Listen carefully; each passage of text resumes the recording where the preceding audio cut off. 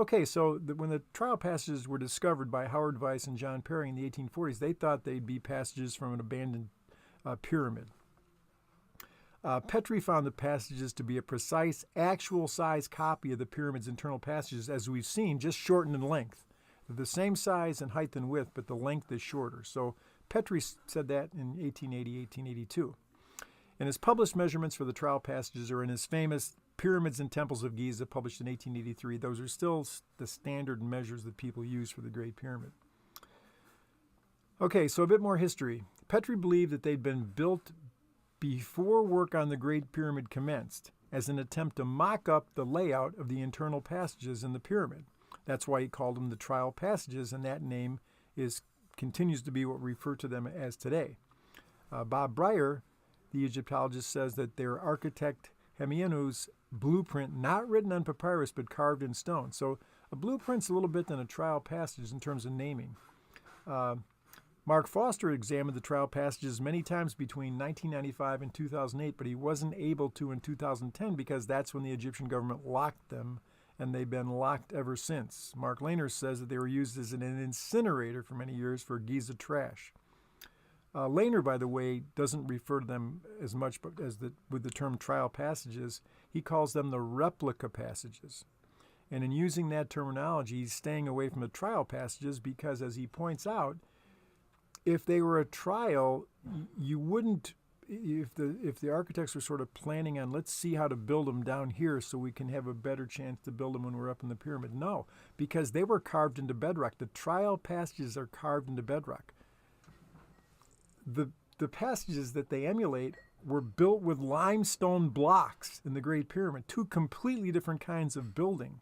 You're not going to teach someone how to build with 2x4 framing if you take them to the Adobe Southwest Desert and show them how to build that way. So they're not really the trial passages. Okay, let's have a little interlude here to give my appeal that they should be restored. They're part of the heritage of the 4th dynasty of Khufu, built by the same builders that built the only one of the 7 wonders of the ancient world still standing. They should be preserved for scholarly pursuits like I'm involved in here, but also for increased tourism. I think if you put out stories worldwide that a replica passages to the actual internal passages are being reopened, it could be a tremendous shot in the arm for tourism. It could be an added Giza concession. You can charge a little money here when people come in. Hey, you want to see the trial passages? You got to pay for that. It fits with the new Giza rationalization where things are going to be improved and the new and improved Giza that's coming. This should be part of that renovation. I spoke to Dr. Zahi Hawass about this. He says it's going to be done. Okay, we'll see. Now, this may seem funny, but panic attack prevention, I'm absolutely serious. So panic attack prevention. I've been inside the Great Pyramid several times where people start having a panic attack. You know, they have claustrophobia. It's when they go through the first ascending passage. It's low, it's dark, you got to crunch, and then you get to the Grand Gallery. And this woman was having a panic attack, and I was really worried for her. So I took a risk and put my hand on her shoulder to move her back toward the Queen's chamber to get her out of the traffic. And I saw how bothered she was. So I'm not a psychologist, but I thought, I know as a teacher, get students talking about something they know, like their girlfriend or their car or something. So I asked her why she was there and what she was studying. I wanted to get her talking about herself. And this is what she said. And I asked her if I could film this because I was worried, okay, I touched this woman, somebody's going to charge me with something. So I asked her if I could tape it. She said yes, and I taped the whole thing she said. This is what she said. I think it looks like you're better now. It looks like yes, I really appreciate you. Thank you so much. Yes. You saved my life. Okay, now I didn't save her life, but she was very grateful because I had helped her in this time. So the Egyptian government usually just has a minimum wage worker, and they're usually up in the king's chamber, so they're not there to help somebody. So if you have the trial passages and tell people, hey, those of you that are not sure, if you think you're going to be claustrophobic, try the trial passages. You can go down, you've got people right there, you're right close to the ground, and they're the actual same size as the ones you'll be in when you're up there. Try it out, see if you can handle it. Hey, maybe you'll see, hey, this is not a problem, so you can go inside the Great Pyramid. Or, no, I'm still freaked out. So I think that would be a great way to use the trial passages. Egyptian government, are you listening?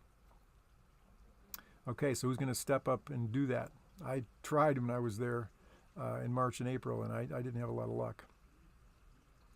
So Dr. Lehner wrote a paper years ago, The Pyramid Tomb of Hetepheres and the Satellite Pyramid of Khufu, and he writes quite a bit about the trial passages. So this is what he says. If you see the yellow there, that's what the trial passages look like.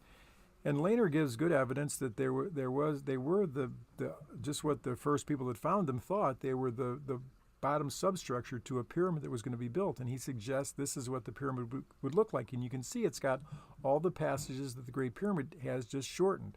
And another difference is, whereas the Queen's Chamber in the Great Pyramid is up, in the up above the ground, in the Queen's Chamber, in this model is in the bedrock.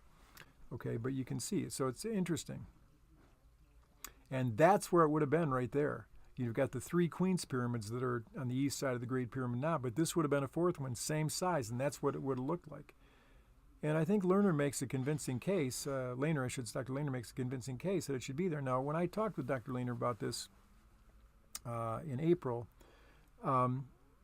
he said that, since Dr. Hawass found the actual satellite pyramid of Khufu, it maybe muted some of his findings, because he had thought at the time that he was writing about this possible pyramid being built over the trial passages, that it was the satellite pyramid of Khufu himself, not a Queen's pyramid. So where that, in the southeast corner, where that blue box is, that's where Dr. Hawass found the actual satellite pyramid of Khufu. But I told Dr. Lehner, I don't think so. I don't think that mutes at all what you said. This just would have been a different pyramid.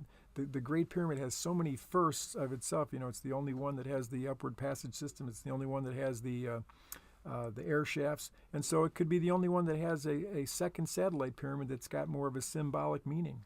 So I think the find is profound there. That gold dot there is the gold square.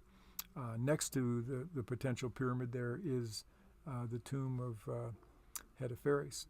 So Lehner offers a number of profound ideas about the relationship of the replica pyramid, the tomb of the Queen Mother, and the Eastern Cemetery, which is that great city of living Kas of the royal family right to the east there, and inferring what some of the thinking might have been for placing the satellite pyramid atop the trial passages. Because I agree with Lehner, as we talked about this, that the Egyptian builders were practical, and sometimes they made changes on the fly. I mean, there was this great master plan, I do believe that, but still, I worked in construction as a young man, and so many times I saw the bosses huddle, and I thought, oh, they're never going to solve this problem, and they always did, and they had to make a change from the plan. So I think at one time it probably wasn't the plans to build this pyramid, but some things came up that led away from it.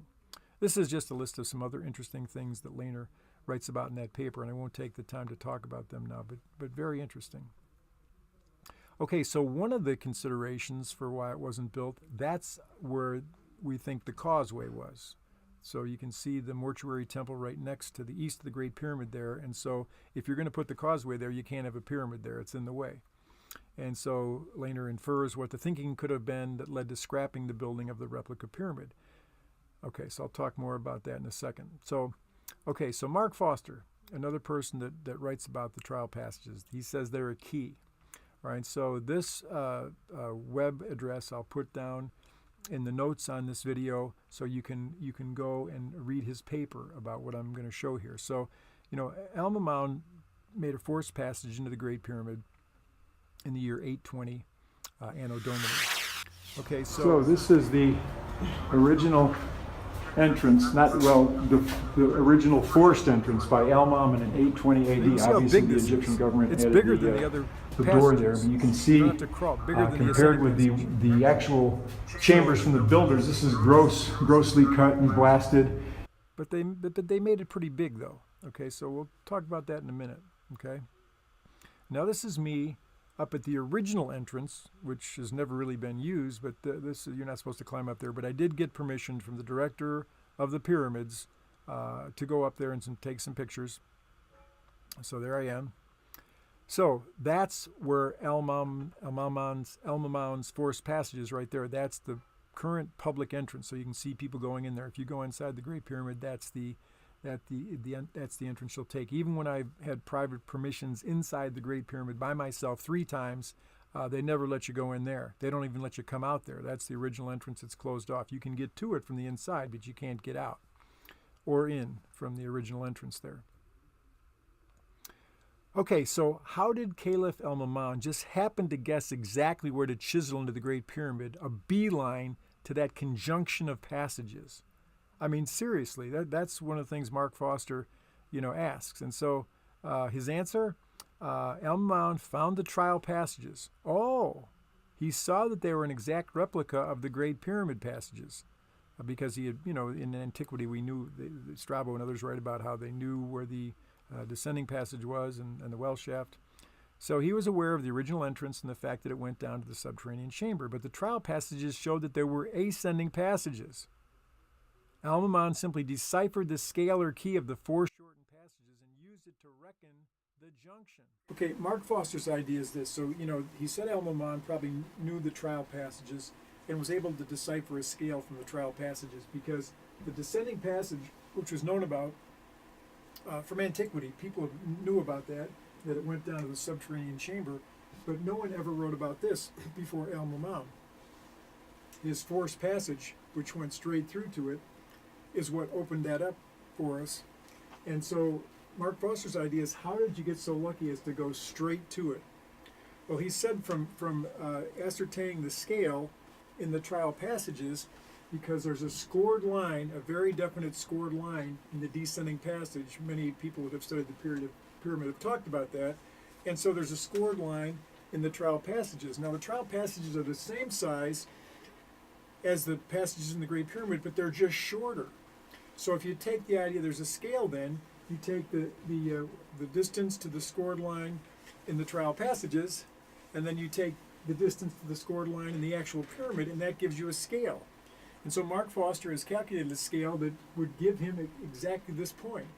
So if el-Mamoun used that key, then he knew where this was. Now, what he think happened, though, that his men found the way up the well shaft, because you could get in this way. You could get up to the king's chamber, and whatever treasures were there, they saw them. And so, of course, they're not able to get out this way because of the granite plugs, so they would have had to take them through the well shaft, which is very narrow, restrictive, dark, and everything else. You couldn't get treasures through there. Oh, but if you chopped a hole, a bigger hole, because it's a pretty big passage, you could take whatever you were going to take out of the king's chamber out this way. And so Mark Foster says that he didn't just luckily chop his way in. This hole was dug from the inside out. They were just making a way to get their treasure out. Interesting.